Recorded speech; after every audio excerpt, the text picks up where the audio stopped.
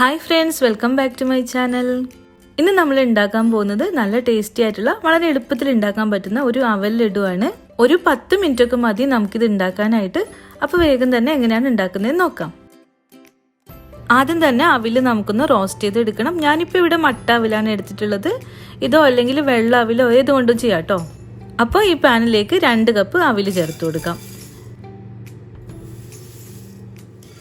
ഇത് മീഡിയം ഫ്ലെയിമിൽ ചൂടാക്കി എടുക്കണം. ഒന്ന് ചൂടായി തുടങ്ങുമ്പോൾ ഇതേപോലെ ഒരു കപ്പിൽ തേങ്ങ ചിരകിയതും കൂടെ ഇതിലേക്ക് ചേർത്ത് കൊടുക്കാം. തേങ്ങയും അവിലും ചേർത്തിട്ട് മീഡിയം ഫ്ലെയിമിൽ റോസ്റ്റ് ചെയ്തെടുക്കണം. തേങ്ങയുടെ വെള്ളമൊക്കെ മാറിയിട്ട് ഒന്ന് ഡ്രൈ ആവണം. അതുപോലെ അവിലും റോസ്റ്റ് ആവണം.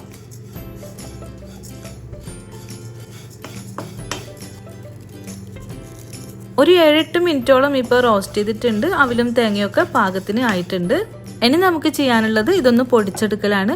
അപ്പോൾ മിക്സിയുടെ ചെറിയ ജാറിലേക്ക് ഇട്ട് ഞാനിത് 2 പ്രാവശ്യമായിട്ട് പൊടിച്ചെടുക്കുകയാണ്.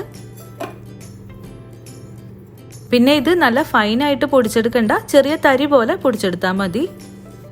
അപ്പോൾ ഇതും റെഡി ആയിട്ടുണ്ട്, മാറ്റി വയ്ക്കാം. ഈ പാൻ തന്നെ ഞാനൊന്ന് തുടച്ചെടുത്തിട്ടുണ്ട്.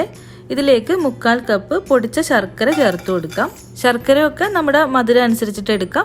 പിന്നെ ഇതിൻ്റെ കൂടെ 1/2 കപ്പ് വെള്ളം കൂടെ ചേർക്കണം. ഒന്ന് ചൂടായിട്ട് ശർക്കര മുഴുവനായിട്ട് അലിഞ്ഞ് വരട്ടെ. ശർക്കരയൊക്കെ അലിഞ്ഞിട്ടുണ്ട്. പാനി നന്നായിട്ട് തിളച്ച് വരുന്നുണ്ട്. ഇതിൽ അഥവാ വല്ല കല്ലോ പൊടിയോ ഒക്കെ ഉണ്ടെങ്കിൽ നിങ്ങൾ ഒന്നുകൂടെ ഒന്ന് അരിച്ചിട്ട് ഇതിലേക്ക് തന്നെ ചേർത്താൽ മതി കേട്ടോ. ഇങ്ങനെ നന്നായിട്ടൊന്ന് തിളച്ചാൽ തീ നമുക്ക് കുറച്ച് വയ്ക്കാം. എന്നിട്ട് ഇതിലേക്ക് നേരത്തെ പൊടിച്ചു വെച്ച അവിലും തേങ്ങയും കൂടെ ചേർത്ത് കൊടുക്കാം. നല്ലപോലെ ഇളക്കി മിക്സ് ചെയ്യണം. ഈ ശർക്കര പാനി മുഴുവനായിട്ട് അവിലേക്ക് പിടിച്ചു തുടങ്ങും. നല്ലപോലെ മിക്സ് ചെയ്യണം. ഇതിലേക്കൊരു ഫ്ലേവറിന് വേണ്ടിയിട്ട് 1/4 ടീസ്പൂൺ ഏലക്കപ്പൊടി കൂടെ ചേർക്കുന്നുണ്ട്. ഇതും നല്ലപോലെ യോജിപ്പിച്ചെടുക്കാം. ഈ സമയത്ത് തന്നെ അപ്പുറത്തെ ഫ്ലെയിമിൽ 2 ടീസ്പൂൺ നെയ്യിൽ കുറച്ച് അണ്ടിപ്പരിപ്പും കറുത്ത മുന്തിരിയും കൂടെ ഒന്ന് വറുത്തെടുക്കുന്നുണ്ട്. അണ്ടിപ്പരിപ്പ് വേണമെങ്കിൽ ചെറിയ കഷ്ണാക്കിയിട്ട് ചെയ്യാം കേട്ടോ. ഷേപ്പ് ചെയ്യാനൊക്കെ ചെറുതായിട്ട് എടുക്കുന്നതായിരിക്കും നല്ലത്. ഞാനിത് മുഴുവനോട് തന്നെ ചേർത്തിട്ടുണ്ട്. ഇതും റെഡി ആയാൽ ആ നെയ്യോട് കൂടി തന്നെ മിക്സിലേക്ക് ചേർത്ത് കൊടുക്കാം. കൂടുതൽ നെയ്യുടെ ടേസ്റ്റ് വേണമെന്നുണ്ടെങ്കിൽ എക്സ്ട്രാ ഇതിലേക്ക് ചേർക്കാം കേട്ടോ. അപ്പോൾ എല്ലാം നന്നായിട്ടൊന്ന് മിക്സ് ചെയ്തെടുക്കണം. ഈ കൂട്ട് ചെറുതായിട്ടൊന്ന് ഡ്രൈ ആയിട്ടുണ്ട്. നല്ലപോലെ ഡ്രൈ ആയി പോകരുത്.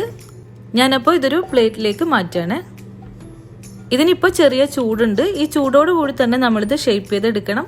ചൂട് തണിയാനായിട്ട് നിൽക്കരുത്. തണിഞ്ഞാൽ ഷേപ്പ് ചെയ്യാൻ പറ്റില്ല. ഇങ്ങനെ കുറച്ച് കയ്യിലേക്ക് എടുത്തിട്ട് ചെറിയ ബോൾ പോലെ ഉരുട്ടിയെടുക്കാം. അഥവാ കയ്യിൽ ഒട്ടിപ്പിടിക്കുന്നുണ്ടെങ്കിൽ കയ്യിൽ കുറച്ച് നെയ്യ് തടവിയാൽ മതി. എല്ലാതും ഇങ്ങനെ ഷേപ്പ് ചെയ്തിട്ട് എടുക്കണം. വളരെ എളുപ്പത്തിൽ ഉണ്ടാക്കാൻ പറ്റുന്ന ഒരു സ്നാക്സാണിത്. നിങ്ങളിത് ഇതുവരെ ട്രൈ ചെയ്തില്ല എന്നുണ്ടെങ്കിൽ ഉണ്ടാക്കി നോക്കാൻ മറക്കരുത്. ഉറപ്പായിട്ടും ഇഷ്ടപ്പെടും. അപ്പോൾ ഇത്രയേ ഉള്ളൂ.